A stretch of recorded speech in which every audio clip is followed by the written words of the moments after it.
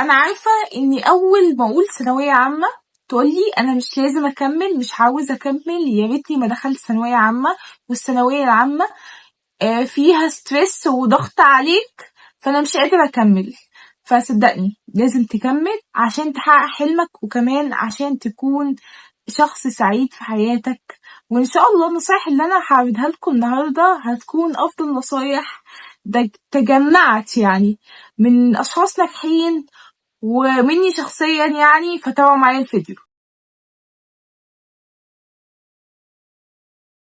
السلام عليكم، عاملين ايه؟ يا رب تكونوا بخير. الفيديو ده مخصوص للناس اللي لسه داخله ثانويه او ثانويه عامه، فاحب اقولك مبروك. ويلا نبدا الفيديو، توكلنا على الله. اول نصيحه، خلي مذاكرتك عاده. طب ازاي اخلي مذاكرتي عاده؟ اللي انا اخلي مذاكرتي اعملها كل يوم، زي مثلا الاكل والشرب. لما احنا بناكل كل يوم، مش احنا لازم ناكل كل يوم؟ حتى النوم، مش احنا لازم ننام كل يوم؟ خلي المذاكرة بتاعتك عادة زيها.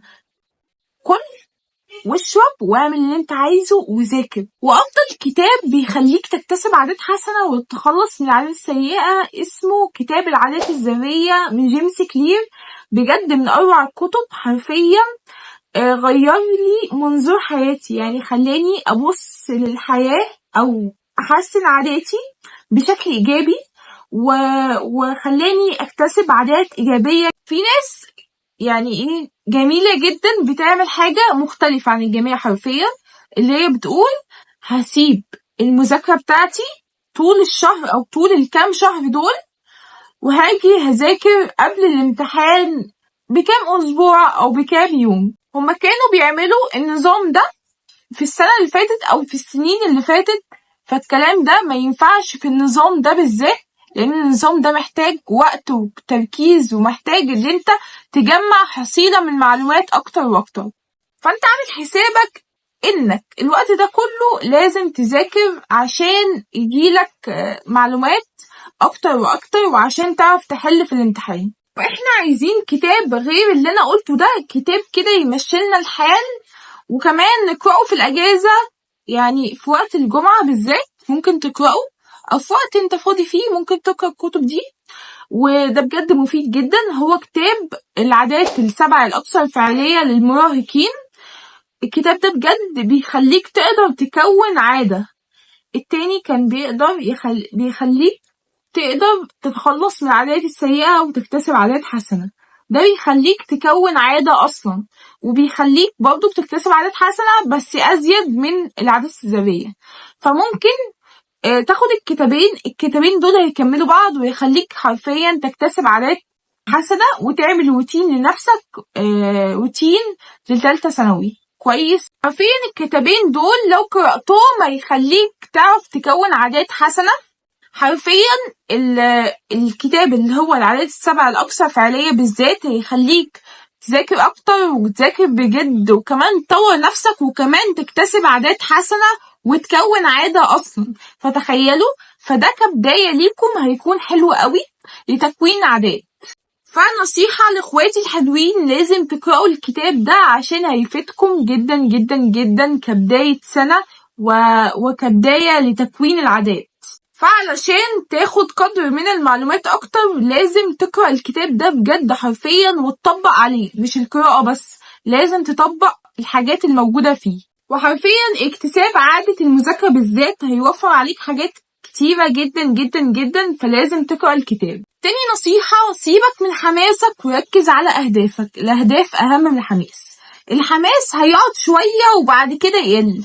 يعني انت في أول الفيديو هتقول انا لازم اطبق الحاجات اللي هي بتقولها بسملة، وحماسك هيبدأ بقى بعد الفيديو بعديها بفترة كده يبدأ يقل يقل يقل لغاية ما يكون زيرو، مش هتطبق على اي حاجة. فاهم حاجة في ده كله الاهداف. طب ازاي نحدد اهدافنا او نحقق اهدافنا؟ اوقات كتيرة ومعظمنا او كلنا بيجي اوقات بنكسل فيها، فدي حاجة عادية خالص. فعلشان نحقق اهدافنا او نبعد عن الكسل لازم نعمل نظام روتين يومي.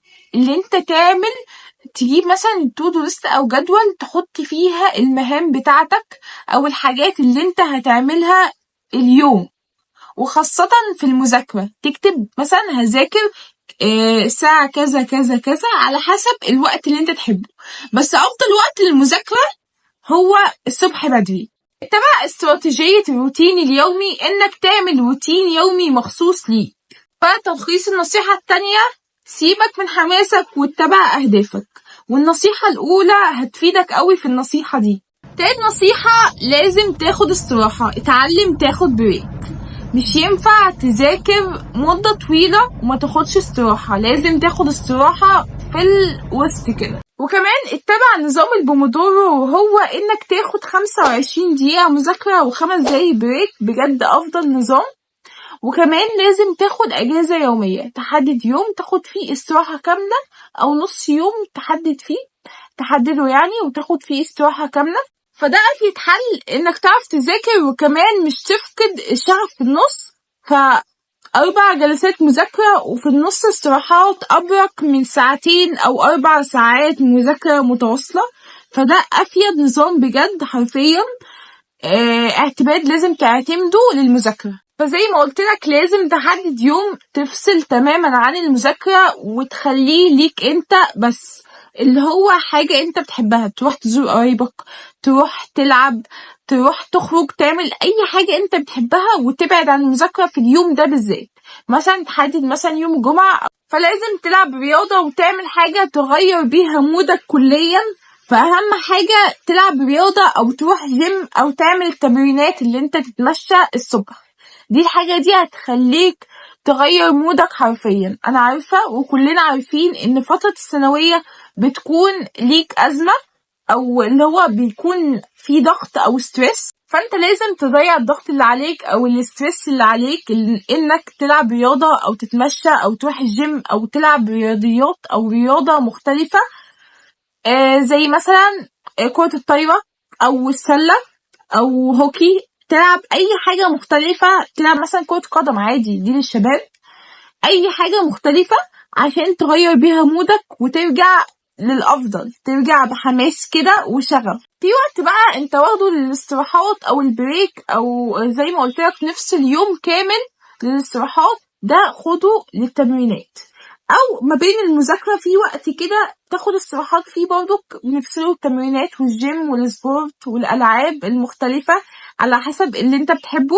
فالرياضة بصفة عامة هتخليك تغير مودك وتخليك كده بصحة كويسة ونفسيتك تكون احسن ان شاء الله باذن الله. فجرب الفكرة دي بجد، من افضل الافكار او من افضل الحاجات اللي تعملها في فترة الثانوية العامة او في فترة الجامعة، او لو انت مش طالب اصلا اتمرن، روح جيم، العب رياضات مختلفة. الحاجات دي بتريح نفسيتك، هتخليك كده ريلاكس. وفي تطبيقات مفيدة جدا بالنسبة للبنات هتساعدكم برضو تتمرنوا في البيت، وهو هسيبها لكم على الشاشة هنا.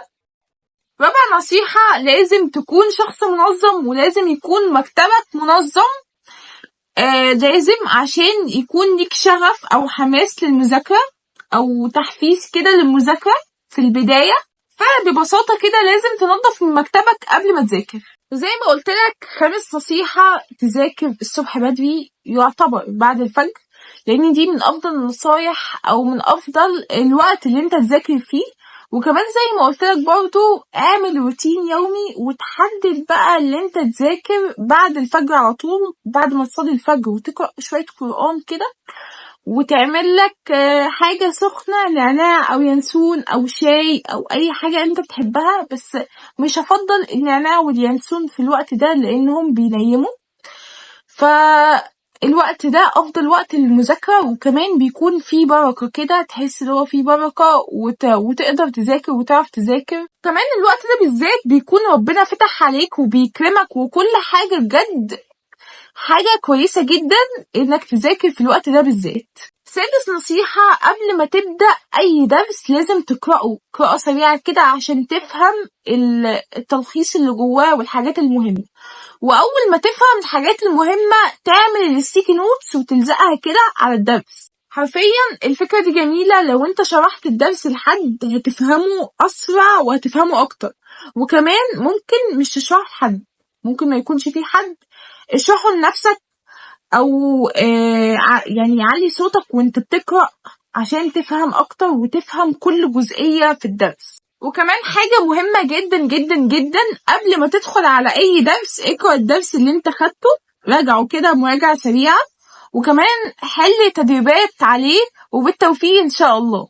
نصيحة مهمة جدا جدا جدا، اقرأ الدرس قبل ما المستر يشرحه، وكمان بعد ما تخلص درس وقبل ما تدخل على درس جديد لازم القديم تراجعه.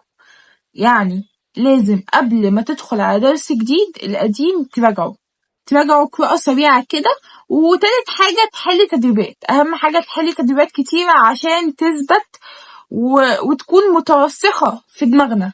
وكمان الحاجات المهمة اللي انت قرأتها في الدرس تعملها في ستيكي نوت اهي بالشكل اللي قدامكم ده. وكمان اخر واهم نصيحة، اظبط نومك اظبط نومك اظبط نومك، انا قلتها 3 مرات، فدي حاجة مهمة جدا.